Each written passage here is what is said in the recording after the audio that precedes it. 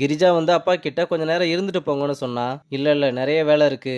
இந்த வீட்டை எக்ஸ்டெண்ட் பண்ற வரைக்கும் சும்மா இருக்க வேணாம். வாடகைக்கு விட்டு வருமானத்தை மது பேர்ல போட்டு வைக்க சொல்லிட்டு போறாரு. அப்புறம் நைட்டு புது வீடுன்றதுனால அன்னைக்கு அங்கேயே ஸ்டே பண்ண. மது இன்னைக்கு கூட அப்பா தனியா விட்டுட்டு போயிட்டாருன்னு கடுப்புல இருக்க. கிரிஜா அப்ப கூட அவருக்கு தான் சப்போர்ட் பண்றாங்க. அப்ப மது எதையோ எழுதிக்கிட்டு இருக்கத பார்த்துட்டு, நீ எங்க போறேன்னு எனக்கு நல்லா தெரியும். அங்க போறது உனக்கு நல்லது கிடையாது, போகாதன்னு சொன்னா.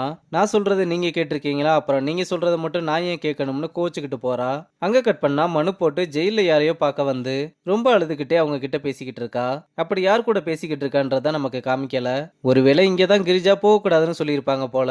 அங்க கட் பண்ணா சித்து ரோஷினி கிட்ட, நீயும் நானும் கடலை போட்டுக்கிட்டு இருக்கோம்னு ஆபீஸ் ஃபுல்லா பேசிக்கிட்டு இருக்காங்கன்னு அவளோட கேபினுக்கே போக சொன்னா. அவங்க பேசுறதெல்லாம் எனக்கும் தெரியும். சொல்ல போனா உங்க மேல எனக்கு ஒரு கிரெஸ் இருக்கு. ஆனா எனக்கு அப்படி எதுவும் இல்ல. தயவு செஞ்சு உன் கேபினுக்கே போயிருன்னு சொல்லிக்கிட்டு இருக்கத ஹரிணி வெளியே நின்று ஒட்டு கேட்டுக்கிட்டு இருக்கா. அப்ப அம்மா கால் பண்ணி அந்த பொண்ணை வெளியே அனுப்பிட்டானா இல்லையான்னு கேட்க, இன்னும் அனுப்பல ஆண்டி. ஆபீஸுக்கு வந்ததுல இருந்து சீட்ல கூட உட்காராம பேசிக்கிட்டு இருக்காங்க. சரி நீ போனை வைமா, நான் பேசிக்கிறேன்னு சித்துக்கு கால் பண்ணி ஏன்டா இன்னும் அவளை வெளியே அனுப்பலைன்னு கேட்டா, நான் சொல்லிட்டேம்மா, அவ போக மாட்றா. என் மேல வேற கிறிஸ் இருக்குன்னு சொல்றா.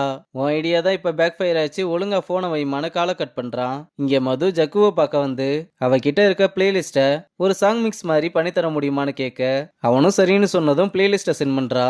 அதை பார்த்துட்டு, என்னங்க எல்லாமே ஃபாதர் டாட்டர் சாங்கா இருக்கு, இதெல்லாம் நானும் எங்க அப்பாவும் கேட்ட பாட்டு. சாரி அப்பா, உங்க அப்பா இல்ல இருக்காரு, ஆனா இப்ப என் கூட இல்ல. அவரை மிஸ் பண்ணும் போதெல்லாம் இந்த சாங்கை கேட்டா அவர் கூட இருக்கிற மாதிரியே இருக்கும். அப்படின்னா நான் கண்டிப்பா பண்ணி தரேன்னு சொல்றான். இங்க சித்து ஹரிணி கிட்ட உங்ககிட்ட கொஞ்சம் தனியா பேசணும்னு கூப்பிட்டு வந்து ரோஷினிக்கு அவன் மேல கிரஸ் இருக்குன்ற விஷயத்த சொல்ல, கிரஸ் வர்ற அளவுக்கு சார் அப்படி என்ன பண்ணீங்க? நான் எதுவுமே பண்ணல. உன்னெல்லாம் நம்ப முடியாது. சரி என்ன பண்ணா நம்புவ? அவளை ஃபர்ஸ்ட் அவளோட கேபினுக்கு போக சொல்லு. நான் தான் சொல்லிட்டேனே, போக மாட்றா. நீ ஏன் ஏதாவது ஒரு ஐடியா கொடுன்னு கேட்க, ஃபர்ஸ்ட் இந்த மாதிரி கெஞ்சாம மூஞ்ச சீரியஸா வச்சுக்கோ. அப்புறம் நேரா போய் அவகிட்ட எனக்கு இந்த கிறிஸ் லவ்வெல்லாம் பிடிக்காதுன்னு சொல்ல சொல்லி அனுப்புறா.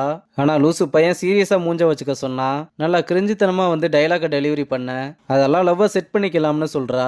வேற வழி இல்லாம நான் ஹரணியை லவ் பண்றேன்னு சொல்லிற. அதெல்லாம் எனக்கும் தெரியும். நோ சொல்ற அவளுக்கு வெயிட் பண்ணாம எஸ் சொல்ற எனக்கு ஓகே சொல்லு. ஐயோ உன் மேல எனக்கு ஃபீலிங்ஸே வரல, தயவு செஞ்சு உன்னோட கேபினுக்கு போயிருன்னு சொன்னதும் உடனே என்ன போன்னு மட்டும் சொல்லாதுன்னு அழுதுகிட்டே ஒரு ஆக்ஷனை போட, அப்ப நானே போறேன் போடின்னு கிளம்புறான்.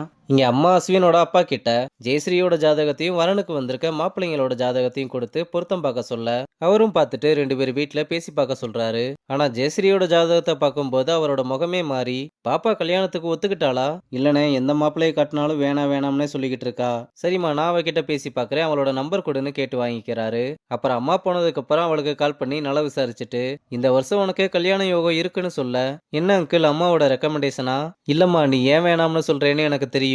உன் ஜாதகத்தை பார்த்தேன், நீ உயிர் தப்பி வந்திருக்க. இல்ல அங்கிள், அப்படியெல்லாம் எதுவும் இல்ல. நீ எதுவும் சொல்ல வேணாமா, நான் அம்மா கிட்ட எதுவும் சொல்ல மாட்டேன். நீ எதுக்கும் கவலைப்படாத, சீக்கிரமாவே நல்லது நடக்கும்னு சொல்லிட்டு காலை கட் பண்றாரு. இங்க அம்மா சித்து கிட்ட ரோஷினிய ரூமை விட்டு அனுப்பிட்டியான்னு கேட்டா, எங்கம்மா போக மாட்டேன்னு சொல்றா, என்ன லவ் பண்றாளாம். பிடிக்கலன்னு சொல்லிட வேண்டியதானே? அதெல்லாம் சொல்லிட்டேம்மா, பிடிக்கிற வர வெயிட் பண்ணுவாளாம். அதனாலதான் நான் கேபின் மாறிட்டேன். டேய் லூசு பையலே, நீ ஏன்டா கேபின் மாறின? ஃபர்ஸ்ட் ஹரிணியை உன் கேபினுக்கு மாத்து. அவ வந்தா இவ தன்னால ஓடிடுவான்னு சொல்லிட்டு போறாங்க. அங்க கட் பண்ணா அஸ்வின் வீட்டுக்கு வந்து மீராவை எங்கன்னு கேட்க, அவ தூங்கிக்கிட்டு இருக்கா, என்ன விஷயம்னு சொல்லு. எனக்கு மேட்ச் இருக்கு, அதான் அவகிட்ட பேட்டு வாங்கிட்டு போலாம்னு வந்தேன். நீ செலக்ட் பண்ணேன்னு சொன்னப்பவே அந்த பேட்டு உனக்கு தானே தெரியும்டா. எனக்கு டைம் ஆச்சு, அவளெல்லாம் கூப்பிட வேணாம். எனக்கு பேட்டை மட்டுமாவது எடுத்து கொடு. ஏற்கனவே அவ படிக்காம கிரிக்கெட்டுன்னு ஓம் பின்னாடி சுத்திக்கிட்டு இருக்கா. இதுல நீ அவளை யூஸ் பண்ணி கிட்ஸ் எல்லாம் வாங்கிக்கிட்டு இருக்க. அது ஒன்றும் இல்லை, ஓஜி பிளேயர் மாதிரி இவன் ஓசி பிளேயர் போல. உன்னால ஒரு பேட்டு கூட வாங்க முடியாதாடா? சரி நானே போய் எடுத்துட்டு வரேன்னு ஓவரா கிண்டல் பண்ண.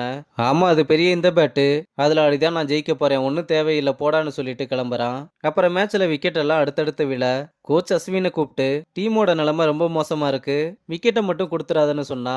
கோச் அதெல்லாம் நான் பாத்துக்கிறேன்னு சைகிலேயே சொல்லிட்டு ரொம்ப பந்தாவோட உள்ள இறங்கினா. ஃபர்ஸ்ட் பாலே போல்ட் ஆகுறான். இதனால கோச்சும் அஸ்வின் மேல செம்ம கடுப்பாகிறதோட இந்த எபிசோட முடிச்சிருக்காங்க.